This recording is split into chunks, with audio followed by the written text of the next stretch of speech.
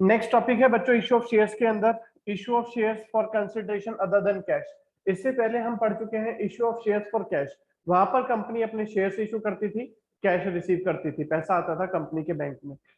Suppose company market में जाती है, कोई मशीनरी परचेज करती है, कोई बिल्डिंग परचेज कर रही है, वहां पर कंपनी ने बिल्डिंग परचेज की और पेमेंट करने के लिए कंपनी के पास कैश नहीं है, बैंक बैलेंस नहीं है, तो उस केस में कंपनी सप्लायर को, वेंडर को, जिससे हम एसेट परचेज कर रहे हैं, उसको अगर अपने शेयर्स इशू कर देते हैं परचेज कंसिडरेशन के लिए कैश ना दे करके, तो उसको क्या बोला जाएगा बच्चों?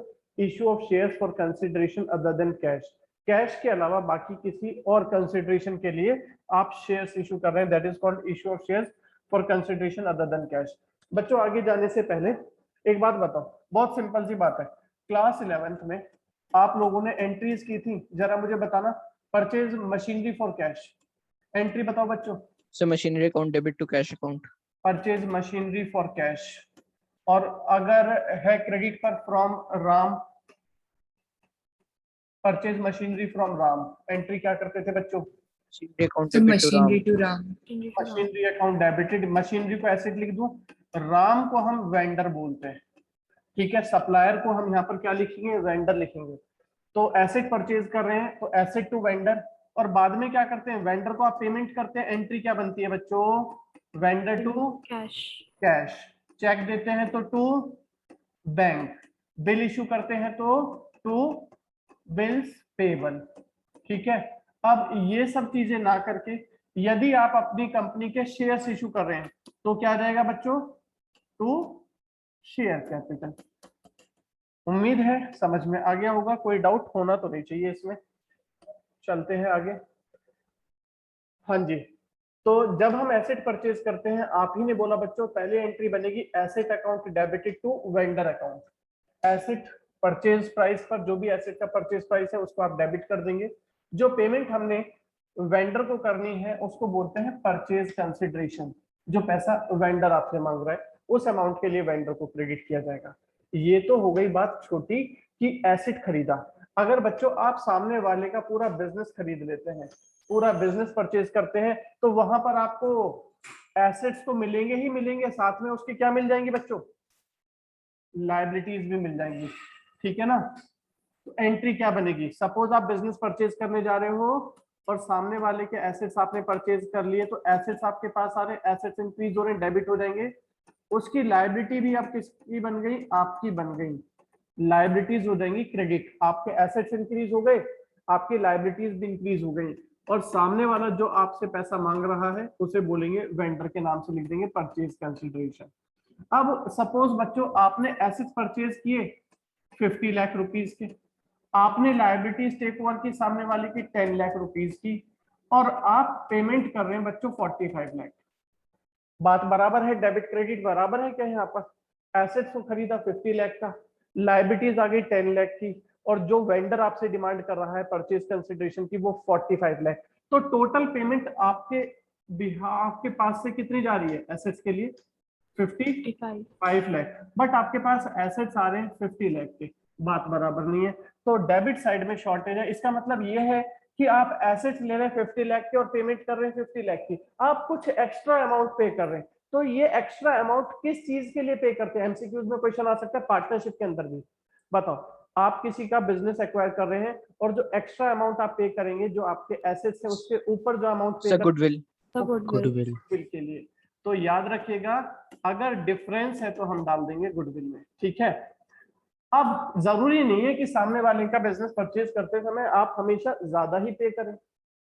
हो सकता है कि आपकी बार्गेनिंग पावर अच्छी है, तो आपने ये सौदा निपटा दिया बच्चों, इंस्टेड ऑफ 45 लाख ये खत्म कर दिया 35 लाख में। अब क्या हो रहा है? अब हमें प्रॉफिट हो गया है या लॉस?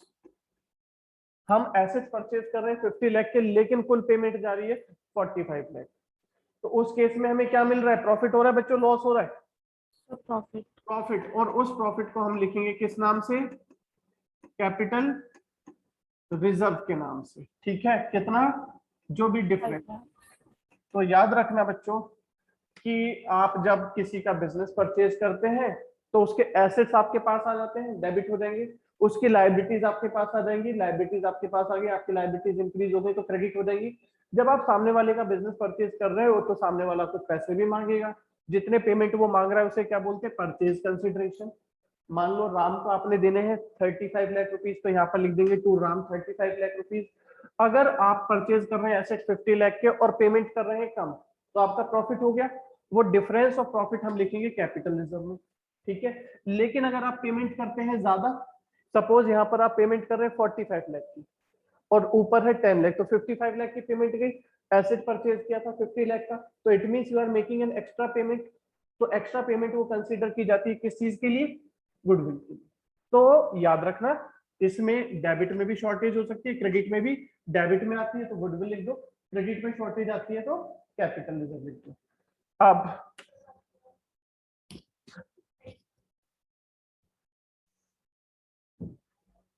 आगे देखिए बच्चों, नेक्स्ट इसी में लिखनी शुरू कर दीजिए ये entry, on purchase of asset. First entry बनेगी asset account debited to vendor. On purchase of business, जब हम बिजनेस परचेज कर रहे हैं तो एसेट डेबिट हो जाएगा, लाइबिलिटीज क्रेडिट हो जाएंगी, जो पैसा वेंडर आपसे डिमांड कर रहा है वो वेंडर के नाम से क्रेडिट हो जाएगा। अगर आपने एक्स्ट्रा पेमेंट की है तो वो आपके लिए गुडविल के नाम से लिखी जाएगी, और अगर आपने कम पेमेंट की है तो वो आपका हो गया प्रॉफिट, जो कि कैपिटल रिजर्व के नाम से लिखा जाएगा। एक बात और याद रखना, यहाँ पर ये साफ साफ लिखा है कि एक बार में या तो गुडविल ही आएगा या कैपिटल रिजर्व ही आएगा एट अ टाइम, दोनों एक साथ नहीं हो सकते, ठीक। जल्दी से ये एंट्रीज नोट कर लीजिए बच्चों। सर इस टॉपिक का नाम क्या है? Purchase issue of shares for consideration other than cash, ये हम कर चुके हैं। इसके बाद में बच्चों आप एसेट तो परचेज करके ले आए, अब आती है बात पेमेंट की, आप दोगे पेमेंट करोगे वेंडर को। अगर हम वेंडर को, पहले बताया जा चुका था कि आप वेंडर को देते हैं कैश, तो एंट्री आ जाएगी vendor account debited to cash. अगर आप चेक से पेमेंट करते हैं तो टू बैंक लिख देंगे। अगर आप बिल इशू करते हैं तो bills payable accept, bills payable आ जाएगा अगर आपने बिल्स एक्सेप्ट किए हैं तो, ठीक है बच्चों, ये आ जाएगा यहाँ पर। अब अगर आप शेयर्स इशू करते हैं तो यहाँ पर क्या देगा, vendor account debited to share capital, तो वही है। अगर आप शेयर्स इशू कर रहे हैं वेंडर को पार पर, तो एंट्री आ जाएगी वेंडर्स अकाउंट डेबिटेड, जितना अमाउंट आपने पे करना था वेंडर को, डिवाइड टू शेयर कैपिटल, ठीक है। और अगर आप वेंडर को शेयर्स इशू करते हैं बच्चों प्रीमियम पर, तो एंट्री बनेगी vendors account debited to share capital to securities premium reserve. Shares issue करते समय शेयर कैपिटल इंक्रीज होती है, क्रेडिट हो जाएगी, और साथ में अगर आप प्रीमियम पर इशू कर रहे हो तो आपका रिजर्व इंक्रीज होगा, वो भी क्रेडिट हो जाएगा with the amount of premium. साथ में यहाँ पर आपको बच्चों नंबर ऑफ शेयर्स जरूर फाइंड करने होते हैं कि कितने नंबर ऑफ शेयर्स आप इशू कर रहे हैं, और नंबर ऑफ शेयर्स निकलेगा purchase consideration divided by issue price. बच्चों एक बात बताओ जरा मुझे, आपने एसेट परचेज किया था 9,90,000 का, आपके पास कितने रुपीज आपकी परचेज कंसिडरेशन है जो वेंडर मांग रहा है, आपके पास एक शेयर की फेस वैल्यू है 100 रुपीज। अगर आप अपने शेयर को पार पर इशू करते हैं तो बताइए बच्चों कितने शेयर्स इशू करने पड़ेंगे आपको? सर 9,900 शेयर्स इशू करने पड़ेंगे। Yes sir. 9,99,000 रुपीज देना, 100 रुपीज का शेयर है, डिवाइड कर दो तो 9,900 शेयर्स आपको इशू करने। ये जरूर पता होना चाहिए, क्वेश्चन ऐसा बनेगा एमसीक्यूज में, पक्का ऐसा क्वेश्चन आएगा। दूसरा, अगर बच्चों यहीं पर हम बात करते हैं कि हम शेयर इशू कर रहे हैं प्रीमियम पर 20% की, सपोज बच्चों हमने पेमेंट करनी है 3 लाख रुपीज की, शेयर की फेस वैल्यू है 100 रुपीज और प्रीमियम है 20 रुपीज का, तो इशू प्राइस कितने का हो गया? आप अपने शेयर को किस प्राइस पर इशू कर रहे हैं? 120 पर। तो जब आप नंबर ऑफ शेयर्स निकालते हैं तो आपने क्या करना होता है, परचेज कंसिडरेशन को डिवाइड करना होता है इशू प्राइस से। तो परचेज कंसिडरेशन, सपोज आपने एसेट परचेज किया 3 लाख का और आपका इशू प्राइस है 120, तो कितने शेयर्स इशू करने पड़ेंगे आपको? नंबर ऑफ शेयर्स हो जाएंगे 2500। क्लियर है? जल्दी से इसको नोट करिए या अभी 1 मिनट और रुकिए। जैसे यहाँ पर एग्जांपल दिया हुआ है, न्यूटन लिमिटेड ने परचेज किया मशीनरी 6 लाख की, हम उन्हें शेयर दे रहे हैं 10 रुपीज का, शेयर की फेस वैल्यू है 10 रुपीज। ठीक बच्चों, तो बताओ अब नंबर ऑफ शेयर्स कितने इशू करोगे अगर आप शेयर्स इशू कर रहे हैं पार पर? तो 60,000 6 lakh rupees divided by 10, face value से 60,000 शेयर्स आ गया। अगर आप शेयर्स इशू कर रहे हैं 20% के प्रीमियम पर, तो इशू प्राइस कितना होगा? शेयर की फेस वैल्यू 10, प्रीमियम कितना है 20%, मतलब 2 रुपीज का, तो इशू प्राइस कितना हो गया 12 रुपीज। आप किससे डिवाइड करते हैं? इशू प्राइस से। अमाउंट पेबल 6 लाख रुपीज देना है। एक शेयर मार्केट में आज की डेट में वैसे तो 10 रुपए का था, लेकिन मार्केट में उसकी वैल्यू चल रही है 12 रुपए, तो आप कितने शेयर इशू करेंगे? डिवाइडेड बाय 50,000 शेयर इशू कर देंगे। ये नोट कर लीजिए बच्चों जल्दी से।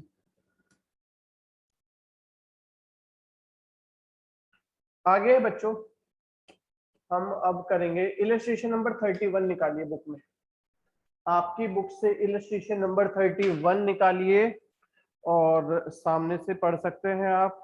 शुरू करते हैं, क्वेश्चन कैसे करना है। पेज नंबर है 9.60, पेज नंबर है बच्चों 9.60, इलस्ट्रेशन नंबर 31।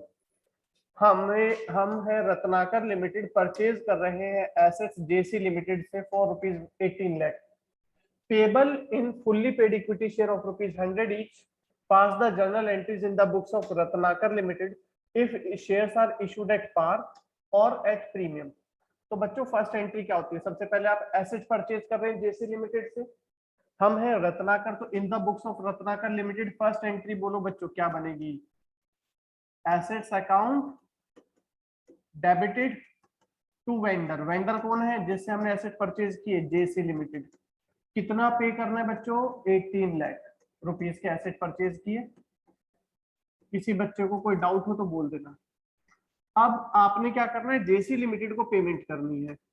यहाँ पर दो केसेस हैं कि आप पेमेंट कर रहे हैं शेयर्स के थ्रू पार पर, या आप शेयर इशू कर रहे हैं शेयर्स प्रीमियम पर।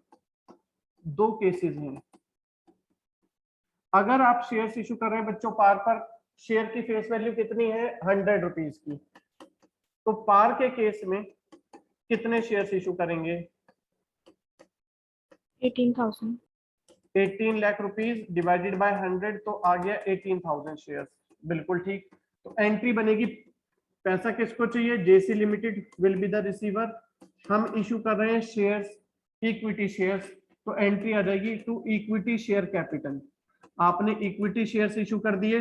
कितने शेयर्स इशू किए? नरेशन में लिखना होता है 1800 equity share of ₹100 each issued to JC Limited for consideration other than cash। 18 lakh rupees आ गया। अब अगर आप शेयर्स इशू करते प्रीमियम पर बच्चों, एंट्री क्या बनेगी? Vendor account debited to equity share capital, to equity share capital, साथ में क्या आ रहा है? प्रीमियम, तो क्या लिख देंगे? To securities premium reserve, to securities premium reserve. ठीक है। अब ये बताओ जेसी लिमिटेड को कितना पैसा चाहिए बच्चों? 18 लाख। शेयर कैपिटल में कितना अमाउंट लिखूं बच्चों, बता सकते हो? 20% का प्रीमियम है। हमें बिल्कुल ठीक क्या करना पड़ेगा? नंबर ऑफ शेयर्स पहले फाइंड करने पड़ेंगे, और नंबर ऑफ शेयर्स फाइंड करेंगे 18 lakh divided by issue price. अब इशू प्राइस कितना है? फेस वैल्यू है हमारे शेयर की 100 रुपीज। प्रीमियम कितना है बच्चों? प्रीमियम है 20%, तो इशू प्राइस कितना हो जाएगा? 120। 18 लाख को डिवाइड कर दो 120 से, नंबर ऑफ शेयर्स कितने हो गए? 15,000। तो हम 15,000 शेयर्स इशू करेंगे। ठीक है, 15,000 शेयर्स आप इशू कर रहे हैं ऑफ ₹100 ईच।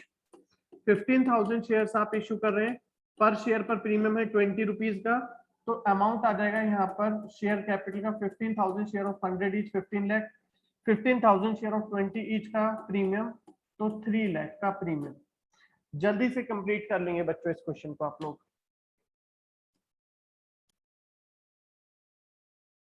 नेक्स्ट देख रहे हैं बच्चों, नेसेसरी जर्नल एंट्री में पास करनी है। इन the books of Gopal limited furniture purchase कर रहे हैं मैसेज फर्नीचर मार्ट से 2,50,000 का। बच्चों तो पहली एंट्री बन जाएगी furniture account debited. Asset purchase करते हैं तो एसेट इंक्रीज हो रहा है, डेबिट हो जाएगा। आपने परचेज किया है मैसेज फर्नीचर मार्ट से, आपके लिए लायबिलिटी इंक्रीज हो रही है तो ये क्रेडिट हो जाएगी। पेमेंट करनी है मैसेज फर्नीचर मार्ट को 2,50,000 की। अब बच्चों इसके बाद क्या कहता है ये, मैसेज फर्नीचर मार्ट को आप क्या दे रहे हैं, शेयर्स इशू कर रहे हैं, equity share of ₹10 each at a premium of 25%। तो इसी में दूसरी एंट्री बनेगी, आप फर्नीचर मार्ट को पेमेंट करने वाले हैं तो furniture mart will be debited. क्या दे रहे हैं यहाँ पर, इक्विटी शेयर दे रहे हैं तो इक्विटी शेयर कैपिटल इंक्रीज हो रही है, कैपिटल इंक्रीज हो रही है, क्रेडिट हो जाएगी। साथ में प्रीमियम पर इशू कर रहे हैं तो सिक्योरिटीज प्रीमियम रिजर्व भी आपका क्रेडिट होगा। और इससे पहले आपको बताया गया था नंबर ऑफ शेयर फाइंड करना है। Purchase consideration divided by issue price. Purchase consideration जो हमने पे करना है 2,50,000 है और शेयर की फेस वैल्यू थी बच्चों 10 रुपीज की। प्रीमियम कितना था 25%, तो 10 का 25% कितना हो गया 2.5। तो इशू प्राइस हमारी शेयर का 12.5, हम इसको 12.5 से डिवाइड कर देंगे तो नंबर ऑफ शेयर्स आपके पास आ गए 20,000। तो बच्चों 20,000 इक्विटी शेयर ऑफ ₹10 ईच कितना अमाउंट बन जाएगा 2,50,000 पे करना था। 20,000 शेयर्स और प्रीमियम पर शेयर है हमारे पास 2.5 का, तो वैल्यू आएगी 50,000। ठीक है, फर्स्ट पार्ट कंप्लीटेड। 10 का शेयर है फेस वैल्यू, प्रीमियम उसका 25% है, प्रीमियम हमेशा फेस वैल्यू के ऊपर कैलकुलेट किया जाएगा। तो 10 का 25% इज 2.5, तो इशू प्राइस हो जाएगा face value plus premium 12.5। Purchase consideration को हम डिवाइड करते हैं इशू प्राइस से।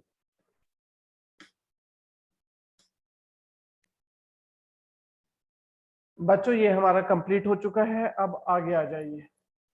सेकंड पार्ट हम देख रहे हैं क्वेश्चन में। देखिए परचेज कर रहे हैं हम बिजनेस अमन लिमिटेड से for ₹15 lakh. The payment of ₹12 lakh was made by issue off fully paid equity shares of 10 each and balance by bank draft. The assets and liabilities consist of following. हमने पूरा business purchase किया। जब बच्चों business purchase करते हैं तो बताया था एसेट्स डेबिट होते हैं, लायबिलिटीज क्रेडिट होती है। यहाँ पर हमारे पास एसेट्स में क्या क्या है, प्लांट एसेट इंक्रीज होगा हमारे पास, हम परचेज करके ला रहे हैं, डेबिट हो जाएगा, प्लांट अकाउंट डेबिट।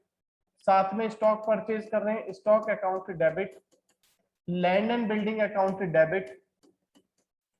साथ में आ जाएगा बच्चों क्रेडिटर्स भी है, क्रेडिटर्स क्या है लायबिलिटी, क्रेडिटर्स हो जाएंगे, लायबिलिटी है तो क्रेडिट। और जो परचेज कंसिडरेशन है वो हम लिखेंगे पार्टी के नाम से, वेंडर के नाम से। किसका बिजनेस परचेज कर रहे हैं, अमन लिमिटेड का। प्लांट लिया था 3,50,000, स्टॉक लिया था 4,50,000, बिल्डिंग ली थी 6 लाख, क्रेडिटर्स है 1 लाख। और बच्चों अमन को कितना पैसा देना है 15 लाख।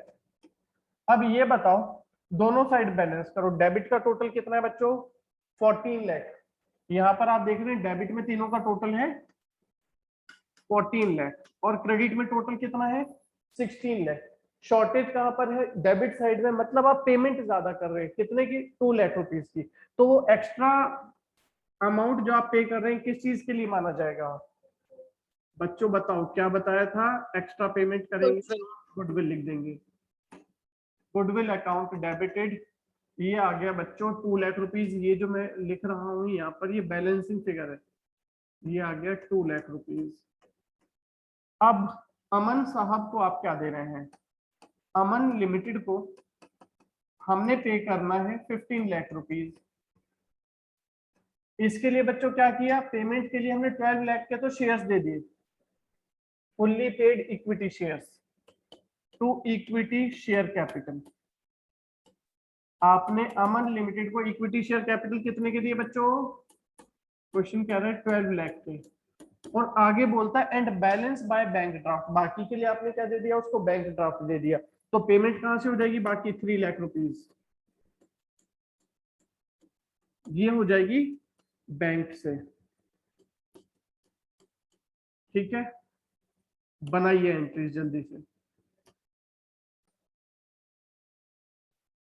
इलस्ट्रेशन 36 में के लिमिटेड टेक ओवर कर रहे हैं एसेट्स 15 लाख के, लायबिलिटीज है 5 लाख की, परचेज कंसिडरेशन है 13,68,500। तो सबसे पहले आप एसेट परचेज कर रहे हैं, एसेट इंक्रीज हो रहा है, डेबिट हो जाएगा 5 lakh rupees, 15 lakh rupees. Liabilities आप टेक ओवर कर रहे हैं तो बच्चों लायबिलिटीज आपकी इंक्रीज हो रही हैं, क्रेडिट हो जाएंगी 4 रुपीज 5 लाख। आपने पेमेंट करनी है, किसको पेमेंट करनी है बच्चों? आपने परचेज किया है बिजनेस ऑफ पी लिमिटेड, तो पी लिमिटेड आपके लिए वेंडर है, और परचेज कंसिडरेशन जो पैसा देना है वो है 30,68,500। अब जरा यहाँ पर बैलेंस करोगे तो क्या सामने आ रहा है कि एसेट्स तो आए 15 लाख के, परंतु हमारी पेमेंट हो गई टोटल 18,68,500 की। डेबिट साइड में डिफरेंस बच्चों कितना है? डिफरेंस 3,68,500। हमने ज्यादा पैसा दिया, तो ये क्या नाम से रिकॉर्ड किया जाएगा? गुडविल। ये हमारा हो जाएगा, बिल्कुल ठीक बोला बच्चे आपने, गुडविल। एक्स्ट्रा पेमेंट रिकॉर्ड करेंगे गुडविल के नाम से, नरेशन लिख देंगे। फिर आप पी लिमिटेड को, वेंडर को, as per your question bills payable promissory note issue कर रहे हैं 25,500 का। तो टू बिल्स पेबल कितने का इशू कर रहे हैं बच्चों? 25,500 का। अब ये बताओ कि पी लिमिटेड को आपसे कितना पैसा और चाहिए? पी लिमिटेड को अब आपसे पैसा चाहिए, टोटल परचेज कंसिडरेशन था 13,68,500, जिसमें से आपने बिल्स पेबल दे दिया 25,500 का, तो बैलेंस आपको अभी और देना है यहाँ पर 12,43,000 का। ठीक है, नंबर ऑफ शेयर्स कितने होंगे? ये निकलेगा purchase consideration divided by issue price. Purchase consideration की जो पेमेंट करनी है शेयर्स के थ्रू वो तो हो गई 12,43,000। सर 13,43,000 होगा। सॉरी 13,43,000। और बच्चों फेस वैल्यू हमारे शेयर की कितनी है? फेस वैल्यू है 100 रुपीज, प्रीमियम 100। कितना है? 25 का। तो बच्चों इशू प्राइस कितना हो जाएगा? इशू प्राइस बन गया 125।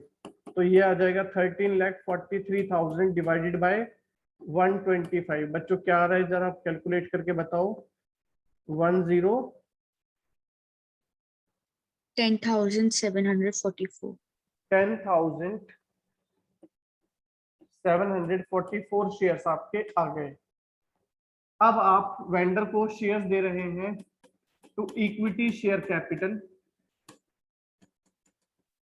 To securities premium reserve. Vendor को चाहिए अपना रिमेनिंग अमाउंट 13,43,000। ठीक है, जो बैलेंस बचा हुआ था। शेयर्स हमने दे दिए 10744 इंटू 100, ये आ जाएगा 10,74,000। तो वो अमाउंट अलग है पी लिमिटेड की 13,68,500। नहीं, वो 13,68,500 में से 25,500 हमने यहाँ दे दिया बेटा। Okay sir, okay sir, amount यहाँ पर आ जाएगा, दो पार्ट ओके में सर। डिवाइड हो गया वो। ठीक है, इसके बाद बैलेंस को आप मल्टीप्लाई कर देंगे 10744 मल्टीप्लाई कर लेंगे 25 से, तो आ जाएगा 2,68,600। ये आ जाएगा अमाउंट हमारा 10744। प्रीमियम है 25 रुपीज पर शेयर का, तो वैल्यू आ जाएगी 2,68,600। जल्दी से कंप्लीट कर लेंगे सभी बच्चे इसको, और कुछ डाउट होता है तो फिर बताइए।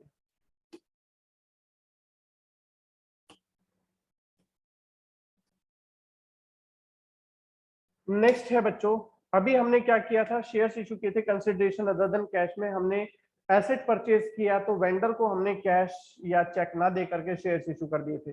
अभी ये भी हमारा कंसिडरेशन अदर देन कैश का ही पार्ट है कि हम अपने प्रमोटर्स को उनकी सर्विसेज के रेम्यूनरेशन के रूप में अपने शेयर्स इशू कर रहे हैं। किस लिए इशू कर रहे हैं बच्चों शेयर्स? किसको इशू कर रहे हैं? पहली बात प्रमोटर्स को इशू कर रहे हैं। क्यों इशू कर रहे हैं? क्योंकि उनकी सर्विसेज का रेम्यूनरेशन देना है हमने। तो sometimes company issue the shares to promoters for their services rendered to the company. और from the accounting point of view इसे क्या बोला जाता है बच्चों? जो पेमेंट प्रमोटर्स को की जा रही है उनकी सर्विसेज के लिए उसे बोला जाता है इनकॉर्पोरेशन कॉस्ट, क्योंकि प्रमोटर्स ने शुरुआत में मेहनत की थी, उसलिए इनकॉर्पोरेशन एक्सपेंसेस या इनकॉर्पोरेशन कॉस्ट बोलते हैं, जिसे हम फॉर्मेशन एक्सपेंसेस भी बोल सकते हैं। तो आप इनकॉर्पोरेशन एक्सपेंसेस अकाउंट या प्रीलिमिनरी एक्सपेंसेस भी लिख सकते हैं। बताया गया था कि बिजनेस की फॉर्मेशन होने से पहले जो भी एक्सपेंसेस होते हैं उनको हम प्रीलिमिनरी एक्सपेंसेस भी बोल सकते हैं। तो फर्म के लिए एक्सपेंस है तो हम एक्सपेंस को डेबिट कर देंगे। किस नाम से डेबिट करेंगे? इनकॉर्पोरेशन एक्सपेंसेस या प्रीलिमिनरी एक्सपेंसेस के नाम से डेबिट करेंगे। पैसा किसको देना है हमने? To promoters. प्रमोटर्स के अगेंस्ट कंपनी की लायबिलिटी होगी कि पेमेंट करनी है प्रमोटर्स को। अब हमने क्या किया? प्रमोटर्स को शेयर दे दिए, लायबिलिटी खत्म कर दी प्रमोटर्स के अगेंस्ट। तो लायबिलिटी हमारी प्रमोटर्स डेबिट हो गए और क्या इशू कर रहे हैं? शेयर्स इशू कर रहे हैं। तो टू शेयर कैपिटल, जितने शेयर्स इशू किए जितने रुपीस का ईच है वो आप मेंशन कर देते हैं अपने नरेशन में। अब जो भी आपने प्रीलिमिनरी एक्सपेंसेस की पेमेंट की है उनको आप राइट ऑफ करते हैं। कहां से राइट ऑफ करते हैं? सिक्योरिटीज प्रीमियम रिजर्व से। बच्चों याद है सिक्योरिटी प्रीमियम रिजर्व के यूजेस आपने पढ़े थे सेक्शन किसमें? 52 सब सेक्शन 2 में बताया गया था what are the uses of securities premium reserve. तो वहां पर ये यूज भी था कि security premium reserve is utilised to write off the preliminary expenses. तो ये प्रीलिमिनरी एक्सपेंसेस को सिक्योरिटीज प्रीमियम रिजर्व से राइट ऑफ किया जाएगा। अगर सिक्योरिटी प्रीमियम रिजर्व की अवेलेबिलिटी नहीं है तो आप statement of profit and loss में इसको राइट ऑफ करते हैं। ठीक है, इस एंट्री को जल्दी से लिख लीजिए।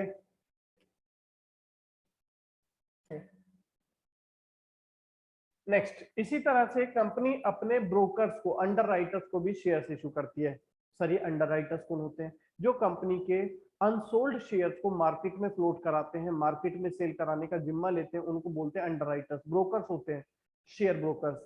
कंपनी इनके साथ डील करती है कि हमने अपने शेयर्स इशू किए थे, पब्लिक ने टेक ओवर कर लिए, कुछ अनसोल्ड शेयर्स जो है कंपनी के नहीं सेल हो पाए मार्केट में, उनका क्या करें? तो कंपनी वो अनसोल्ड शेयर्स को मार्केट में सब्सक्राइब कराती है अंडरराइटर्स के थ्रू। अब अंडरराइटर्स कंपनी के लिए काम कर रहे हैं तो उनको रेम्यूनरेशन भी चाहिए, तो रेम्यूनरेशन देने के लिए कंपनी उनको क्या दे रही है?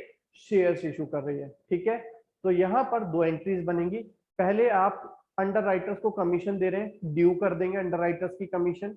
बाद में अंडरराइटर्स को उनकी कमीशन के लिए आप शेयर्स इशू कर देंगे। तो दो एंट्रीज बनेंगी। क्या है दो एंट्रीज बच्चों? पहली एंट्री बनेगी अंडरराइटर्स कमीशन आपके लिए एक्सपेंस है, डेबिट हो गया। पेमेंट किसको करनी है? ये अंडरराइटर्स को। दूसरी एंट्री, आपने अंडरराइटर्स को अगर कैश दे दिया होता तो क्या लिखते? अंडरराइटर्स टू कैश लिख देते। लेकिन अभी कैश ना देकर के आप क्या कर रहे हैं? अपनी कंपनी के शेयर इशू कर रहे हैं।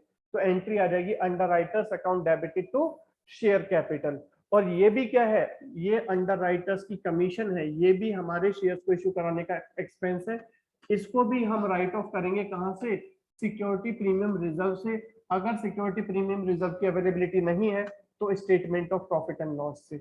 जल्दी से इस एंट्री को भी नोट करें। दो एंट्रीज हैं, पहले ड्यू करेंगे, अंडरराइटर्स कमीशन एक्सपेंस से डेबिट हो जाएगा। किसको देना है? अंडरराइटर्स को देना है। अंडरराइटर्स के अगेंस्ट लायबिलिटी इंक्रीज हुई तो हमने अंडरराइटर्स को क्रेडिट कर दिया।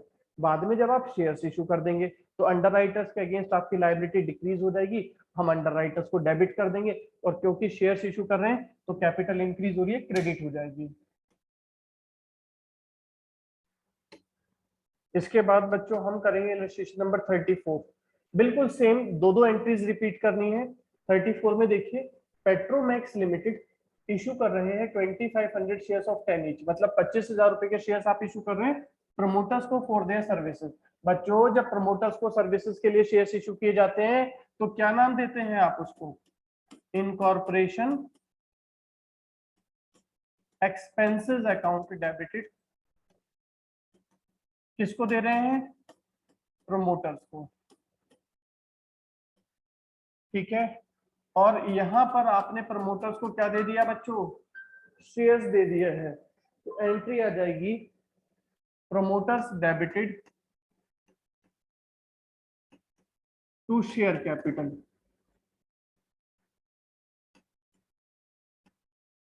कितने शेयर्स इशू किए हैं आपने, 2500 शेयर ऑफ ₹10 ईच, मतलब कितना पैसा मिला प्रमोटर्स को, 25,000, यानी कि उनकी सर्विस कॉस्ट भी 25,000 थी।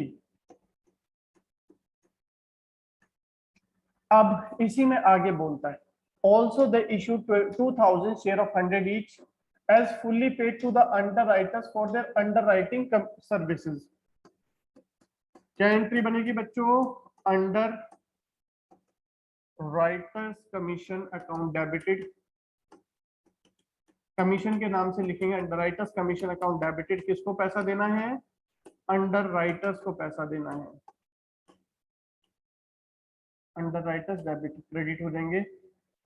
और कितने शेयर्स इशू कर रहे हैं, 2000 शेयर्स ऑफ 10 ईच, मतलब 20,000 इनकी सर्विस कॉस्ट है।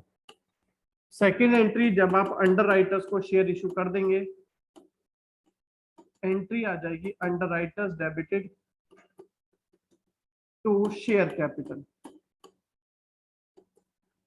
2000 शेयर्स आपने इशू किए of ₹10 each, value of underwriters commission बन गई हमारी 20,000। ठीक है बच्चों, कंप्लीट करिए इसको।